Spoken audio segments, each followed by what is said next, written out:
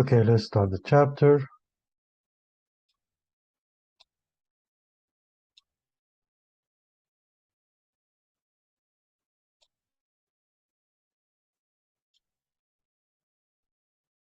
In this chapter, we'll be talking about the planning for electronic commerce. The learning objective is how to identify, benefit, and estimate the cost of online business initiative. How online business startups are evaluated and financed, when and how to outsource online business initiative development, how to manage and staff electronic commerce implementations. Now, we need first to identify, benefit, and estimate the cost of the electronic commerce initiatives, because they are the key to successful implementation of information technology projects. And they also, information technology project is about planning and execution. A successful electronic commerce initiative business plan activities. Basically, you identify the initiative's specific objectives, what's your objectives, and link the objective to business strategies. So setting electronic commerce initiative objectives are kind of consider the strategic role of the project, why you have such a project, intent, the scope, see the scope, and the resources plus the time. To identify the objectives is typically business electronic commerce objective is about increasing existing market sales or market shares, opening a new market, serving existing customer better, identifying new vendors, coordinating more efficiently with existing vendors, recruiting employees more effectively. So these are reasons, or could be objectives, one of them or combination of them. The other objective can be vary within one organization size. So which one is important, how much is important, and also you need to compare the risk of e-commerce versus inaction.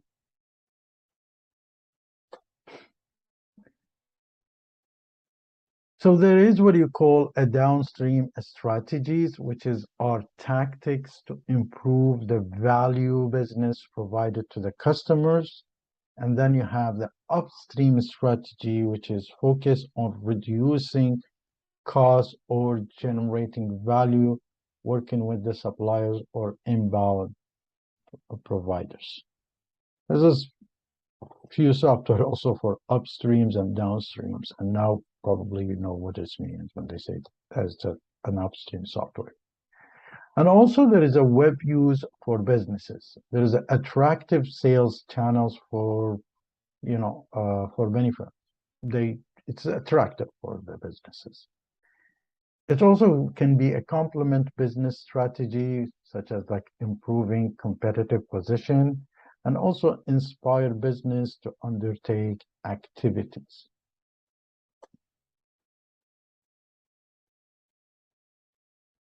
Electronic commerce activities is usually difficult to measure.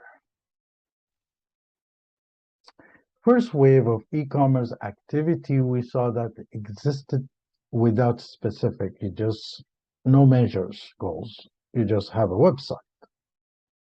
And plenty of investors for highly speculative activities. That's when the e-burst happened. And then we saw that success and failure start getting measured. Then we have the second wave of e-commerce activities where businesses took a closer look at the benefit and the cost.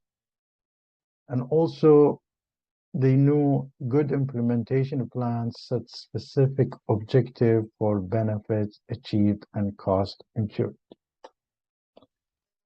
Then we had the third wave of e-commerce activities, which is impacted by smartphones and tablet devices. The web access in many more locations changed nature of online communications. So you have some kind of a chatting or bot there. Technology benefit became more easily acquired. And the smaller business electronic commerce activity increased the anticipated. That's when the fintech really took off. Now we need to identify and measuring the benefit. And we notice that some benefits of electronic commerce initiatives are obvious, tangible, easy to measure, like increase the sales or reduce the costs. Other electronic commerce initiatives are more difficult to measure, like customer satisfaction, and they call them intangible benefits. So the other issue is to set a measurable objective, even if they are for intangible benefit. So if this is an intangible benefit, can you set up a measurable objectives? So how we can measure customer satisfaction based on a number of return customers? That's one of the way of doing it. Or we can do a survey. When you're using website to build a brand or enhance existing marketing program, set the goal in a term of increased brand awareness, such as a market research surveys, as we said, and opinion polls. Companies selling good or service online measure sales volume in a unit or dollars, because they do online and they're not promoting things, they sell things online. Complicated to measure brand awareness or sales increase to the other thing company doing or by general improving in the economy. So if the economy is getting better, there's a better sales, that does not mean because of the e-commerce. And they might having some ads like a billboard or something, which is drive them to website or people coming to the store. Anyway, using a website to improve the customer service or after sales support has possible goal of increase customer satisfaction or reduce support costs. For example, the CRM, and if we have time, we'll talk about the tabs CRM. Now, the supply chain manager goal include cost of goods, cost reduction, quality improvement, and faster deliveries of orders goods. Action site goals include a number of auctions, dollars, volume of the item sold, number of items sold, something like that, or a number of registered participants. Anyway, we'll just move on with the next step. So basically, electronic commerce initiatives is all about building a brand, enhancing existing marketing program, or create a new marketing program. It's about improve customer service. It might be to reduce the cost or of after-sale support. It also might be or could be improve the supply chain operation, hold auctions, provide portable social network and virtual communities. Those are all reasons, or could be a combination of them, for electronic commerce. And the other side, you can see how you can common measurements of benefits provided for each one. So identifying and estimating costs under this subject, we see that information technology project costs can be as difficult to estimate and control as benefits. 30 to 40% of project is behind of the schedule. The web development uses rapidly changing hardware and software technology. Hardware costs trending downward, but increasing the software sophistication now requires more hardware, although it's cheaper now. So the rapid changes in the web technology can destroy a manager plan. Total cost of ownership and opportunity cost. This is a very crucial that when you going into venture, you need to look at the total cost of ownership, or TCO, and opportunity cost.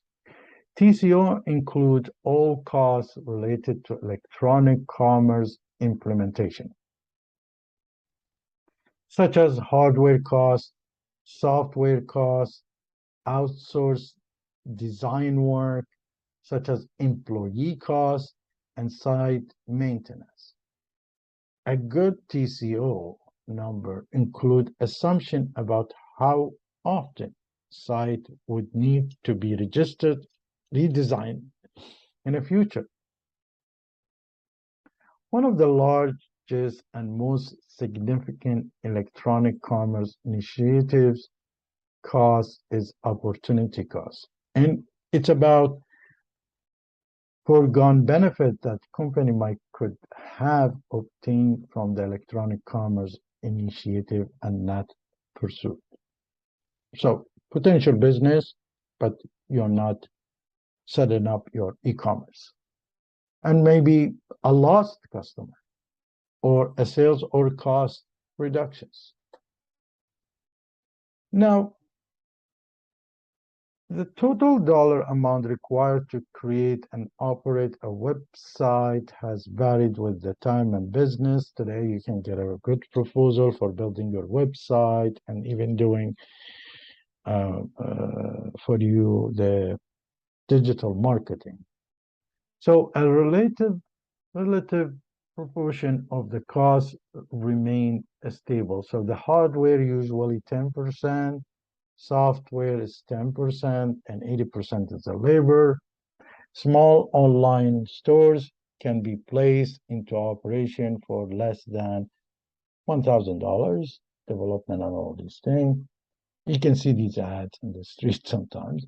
Small to mid-size online business operation with a full transaction and payment processing capability has an initial investment between $10,000 to $1 million, plus the annual cost of operating. Keep in mind, an online business website between 50 to 200% of initial cost. So it costs you 10 million, multiply it, 1 million, between 50 to 200. So between 500,000 to $2 million yearly cost. This is a brief of how it looks like, the initial cost and the ongoing costs. These are bench. So you might be a little bit higher, lower, but this is the bench in the market between 400 to 7,000 for a small online store, for example, and an ongoing annual cost between $400 and $14,000.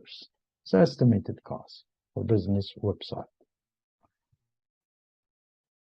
So cost generally heading downward these days, but lower cost of a broadband access and computer hardware and decrease software development and maintenance costs. So you need to look at who is providing these things at what cost. So in the old days used to be like a Netscape, 40 million just to get started, 1 million for doing a mobile. Today the smartphone apps is a 1,000. We did one is around $250,000 in the beginning. In the, I believe, late 1990s, early 2000s, something like that. Cost around, yeah, 900 and $250,000 probably or more. I don't know. Anyway, so the important web hosting service features that you need to look at its functionalities, reliabilities, scalabilities, security, whether there is a backup and recovery, and the last thing you can look at it is the cost.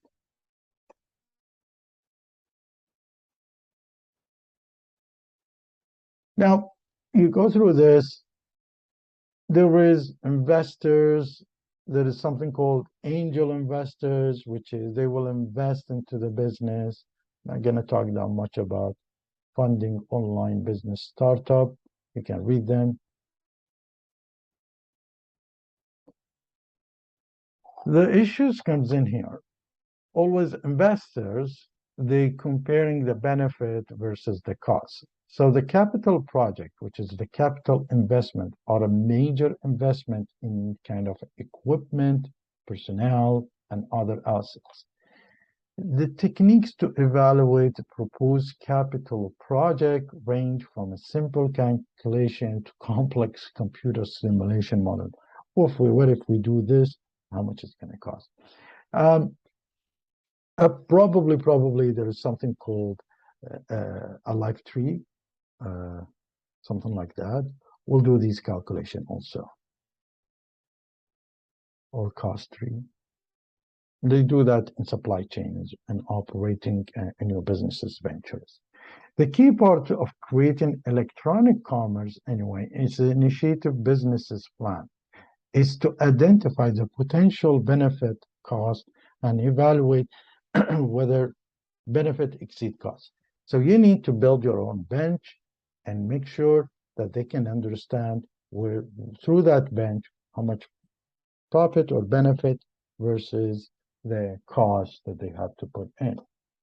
So it's basically you identify the benefit, you determine the value of benefits, and you also identify the cost, and you determine the value of the cost, and then you compare the value of benefit to the total cost that you can cost you.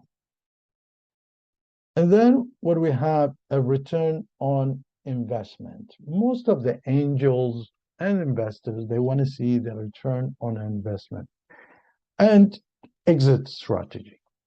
A return on investment, or ROI, is a technique measure the amount of income return provided by a specific current expenditure investment. So if I'm putting $1 million, when I'm going to get these investment back and more. So some see, on other hand, some see the commerce initiatives as necessary and may not be subject to the analysis. So they don't. They say we have to have that, and they're not going to look at the ROI. So big organization, big retails, they have to have a website. So they're not going to look at ROIs of it. So many companies turn to ROI as a measures tool for evaluating the projects because of fast use.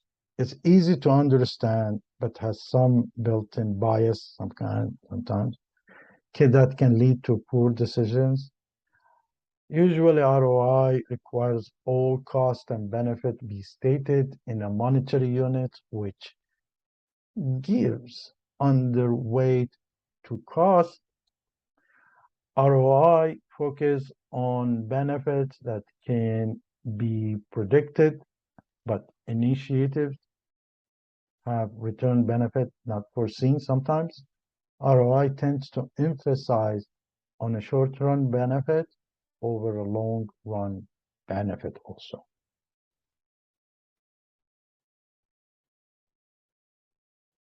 So there is a certain strategic of how to build a website. You might start by kind of a website, begin with a static brochures, regular brochure, you put them there. And then you move on with enhanced personalization and customer relationship management features. Maybe you can redesign to work better with the mobile devices. Recently, we've seen that the site have become integrated with social media networks, for example, transform requires software development. That's all necessary. Uh, you can look at this in a 9496 static brochure, and then transaction processing happened. Then we had enhanced transactional processing, and we have a now platform and media integration too. The question comes in, all this investment that's necessary, should I have internal development or outsourcing all this? Some companies use the contractors to handle the entire online business site development, outsource everything. And you see these ads available. They can outsource these for you. But most of the company understands sites are too important to the future to risk outsourcing, so they will want to take care of it themselves. And because, when you outsource it, people who does these, they're not 100% aware of what's going on in your company, what's your strategies. So the key to success is finding the right balance between inside and outside support for the project. So what do you need in the internal team? First step in deciding what to outsource is to create an internal team that is responsible for the project.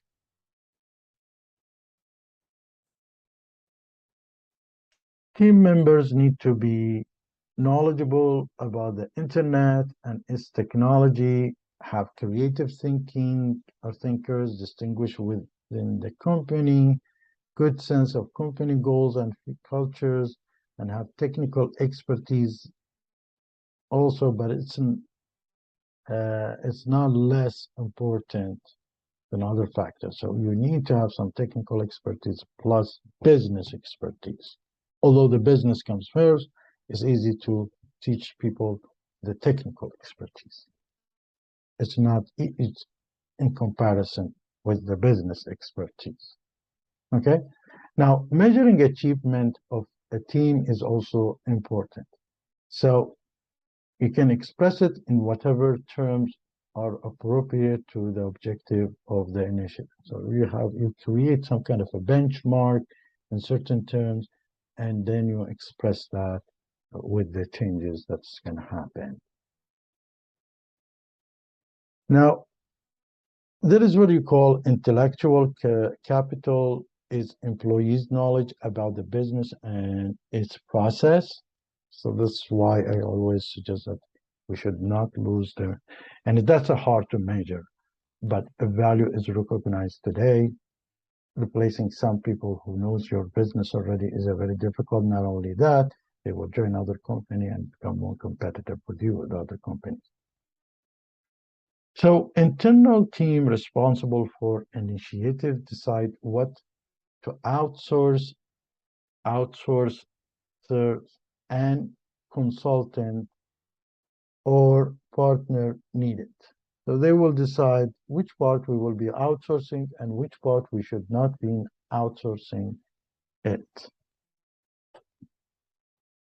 You can have an early outsourcing, so outsource everything, and a company outsources initial site is design and quickly development to launch a project quickly. So if you outsource it, it's a very quick to do that.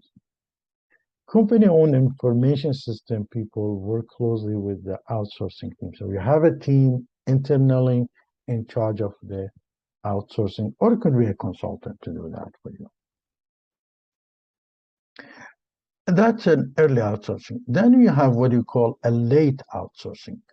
And it's about companies' information system professional perform initial design and they develop because might be the outsource is you don't want to be exposed in the early stage. So you do the design and everything inside. And then once you start getting bigger and more heading there, then you're probably going to outsource it. Now, once competitive advantage, as we said, is gained, the maintenance of the electronic commerce system could be an outsource later on. Online business initiatives are more suited to early outsourcing sometimes. So it would be clear how much it costs if I'm outsourcing everything because it's a contract base and you know exactly what it will need as a cost wise. And then you have what you call the partial outsourcing. It's also called a component outsourcing. Well, it's about having the hardware somewhere and you develop the softwares and you put it in their outsourcing. Or utilizing the electronic payment system or having somebody is doing the web hosting for you. And then what we have is called incubators, offers a startup company physical locations with the office, accounting, and legal assistant, computers, and internet connection at a very low monthly cost. So it's basically, it comes from the word incubate. Google does that a lot. In web service there for Google, there's also lots of incubators there to develop these things. And if it booms, then they can gain some shares. Now,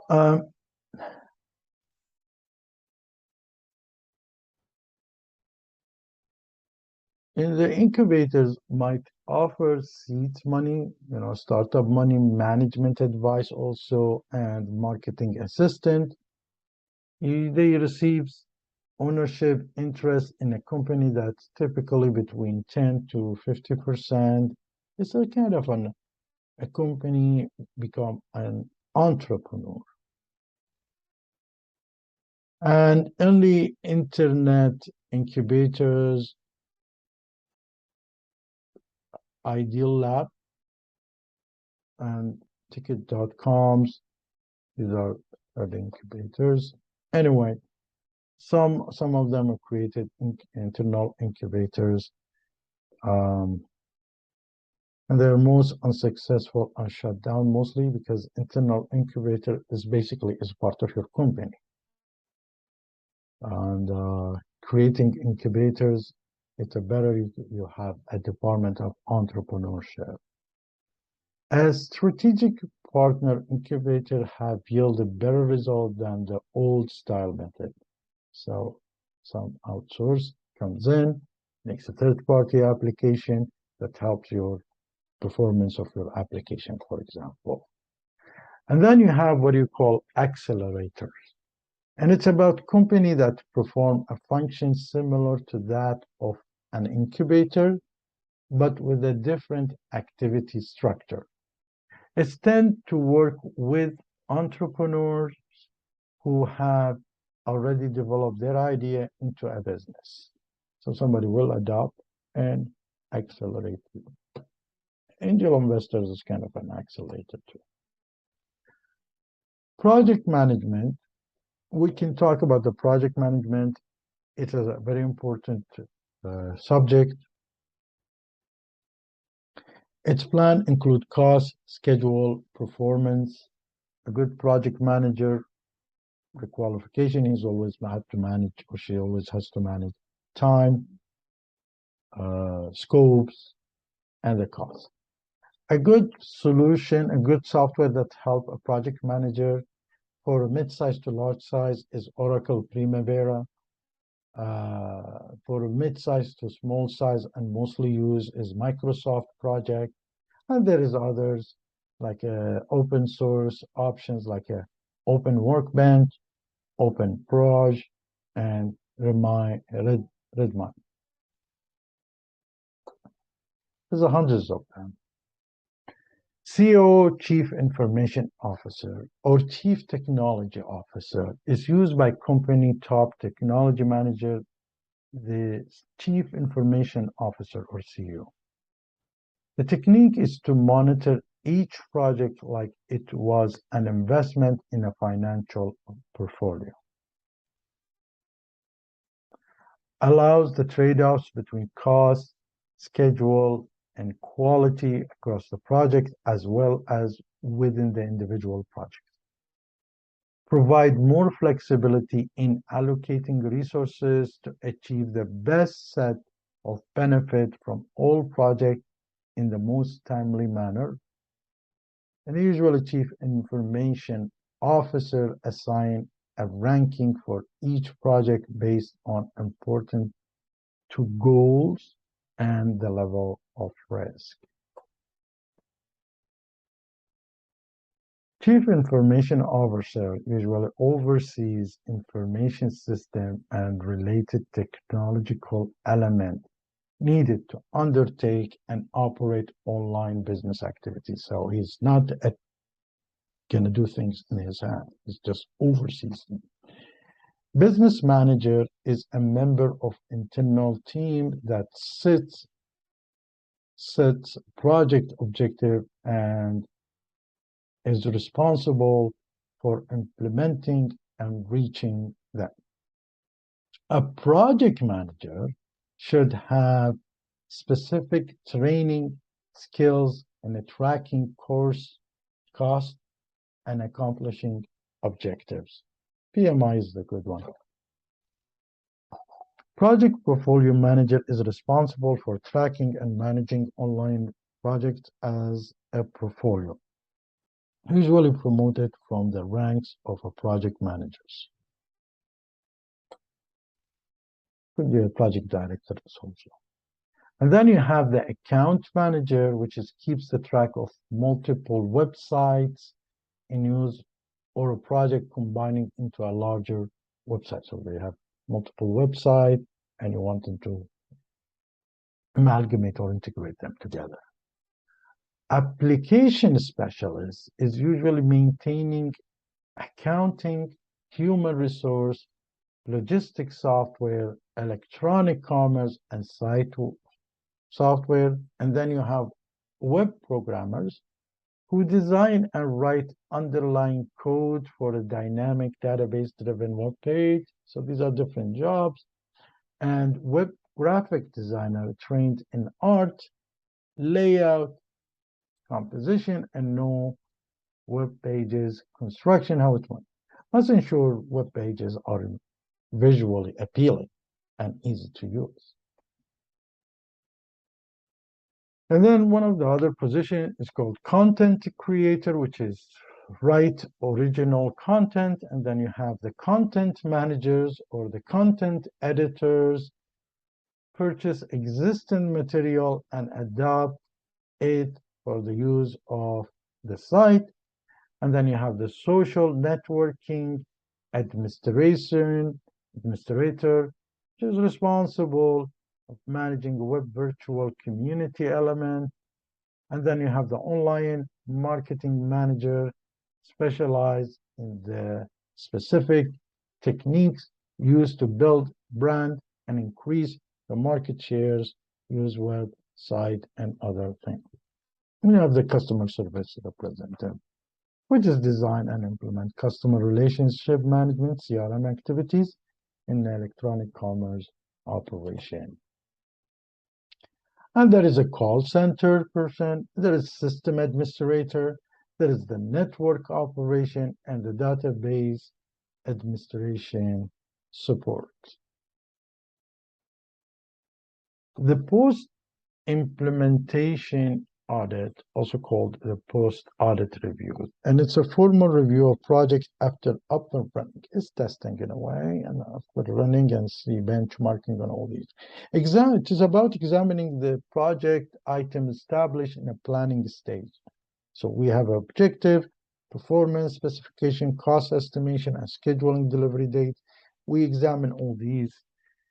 In the old days, there's something called a blame identification approach, often used in the past. And it's focused on identifying individual to blame for a cost overrun and missed delivery dates. It's an unproductive way and very not comfortable. We look at the feedback. We do gather information. We build a lesson with the post-implementation audit.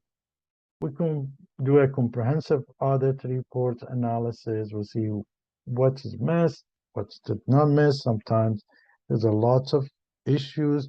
Some of them looks good and more than expected, and some of them are less. So we need to do a comprehensive one. And then you get what you call a change management, that after you do a post-implementation, you might need to do some changes here and there, and you have to know how to, it's a project could be itself, and the costing and the changes happen. It's usually when you do implementation, some bugs will show up that you need to pay attention to them also. Thank you very much.